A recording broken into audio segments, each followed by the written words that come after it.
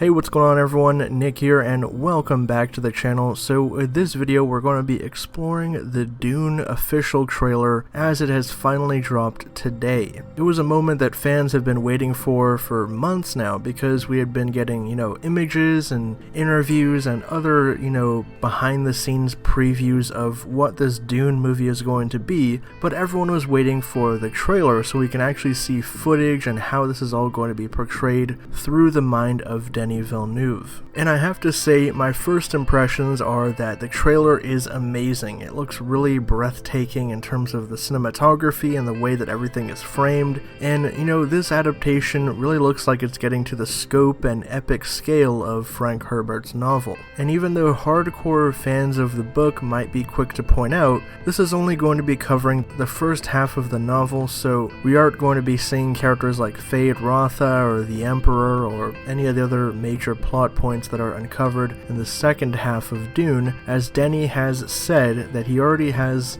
the go-ahead to make this into 2 parts, and that was basically one of the sticking points for him even directing this adaptation, was that he was going to have to tell the story over 2 movies. So without further ado, I'm going to go through some of the things that caught my eye, and I want to go into them and kind of point out and explain what they are, but at the same time I don't really want to get too in-depth into spoilers, because for those of you who understand or know the story of Dune, there are a lot of things that you can pick up on in this trailer if you look really closely that will spoil things for non-fans of Dune, or casuals as they might say. So the trailer opens up with a vision that Paul Atreides is having of Chani, one of the Fremen girls on Arrakis. And this is one of the things that's going to be kind of a major plot point in the story of Dune, because Paul has prescience abilities and he doesn't really know it yet because his mother is one of the Bene Gesserit, or characters in the Dune universe that have sort of mystical and otherworldly supernatural kind of powers, and they're an all-female society, but essentially Paul's mother, Jessica, was supposed to give Duke Leto a daughter to be inducted into the Bene Gesserit, but instead, out of her deep love for Leto, she bore a son, which is why we have Paul Atreides here. And Paul is obviously destined for great things later in life. The next couple shots here, we see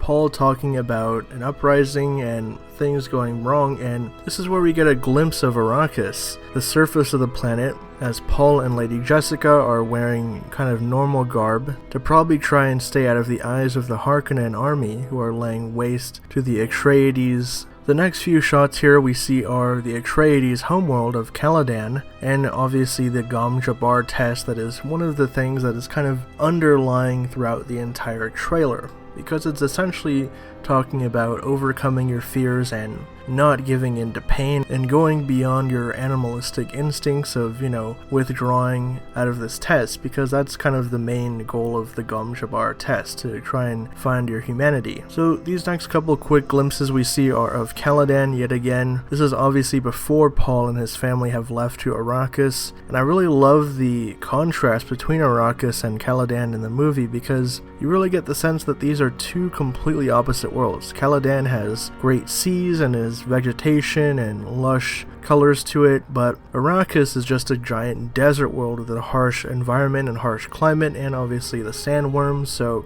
it's a very different world that Paul is going to come into. Next up, we get a quick glimpse at Paul and Gurney Halleck, his weapons master, training with their shield technology, and this is one of the things that fans had wanted to see for a while, because we didn't really know if they were going to use shields in the movie. It was assumed they would, because Denis said he's going to be trying to keep as closely as he can to the book, but here we can see it now, because we had seen these images previously, but obviously since there was no CG effects, they were behind the scenes stills. Now we're getting the full finished VFX, and we can see how the shield technology works in this adaptation. Basically, it looks like it's lit up blue when you're getting hit, and when you're delivered a fatal hit, it lights up red. And the next bit of the trailer, we can see the Reverend Mother talking to Paul about how she's had her own visions of the future, where basically basically Duke Leto is going to lose everything. He's going to lose power and control over Caladan, he's going to lose his new outpost on Arrakis, and essentially all of this stuff is going to fall onto Paul's shoulders to take up the mantle and actually rule over this. So these next few shots here, we can see finally our first glimpses at the Harkonnen family. So we can see the Beast Raban, played by Dave Bautista, and a quick glimpse at Stellan Skarsgård playing Baron Vladimir Harkonnen. After that, the Harkonnen army arriving on Arrakis, and Paul talking about how this is an invasion and how they're systematically taking out his family one by one. I like these next couple shots here because we can see the Harkonnen army just pouring out like ants, heading towards the Arrakis palace, where all of the Atreides are supposed to defend. Paul finally comes across Chani on Arrakis. He comes to realize that this is the woman that he saw in his dreams, and that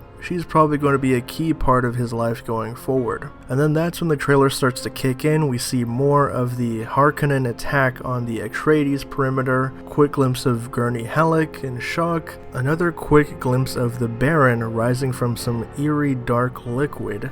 Next up, we can see a quick shot of Dr. Wellington Yueh being escorted by Harkonnen guards, which is something that fans of the book will know is a pretty major plot point. And then the trailer ends with a really interesting shot of Paul picking up some water on Caladan and then it transitioning into the spice on the deserts of Arrakis. And then of course we get our glimpse of the epic sandworms of Arrakis as the final cliff note or ending note of the trailer overall. So those are all the cool things that I wanted to talk about in the trailer. There's obviously a lot more stuff I didn't really point out, but again, that kind of hinges into spoiler territory, but overall I'm very impressed by it. It's essentially all that I was expecting from it, given all of the images that we had seen and some of the, teasers that came out yesterday ahead of the trailer reveal. But again, this is easily my most anticipated movie of the year, if it actually stays to its December release date. If not, then it's probably going to be my most anticipated of next year,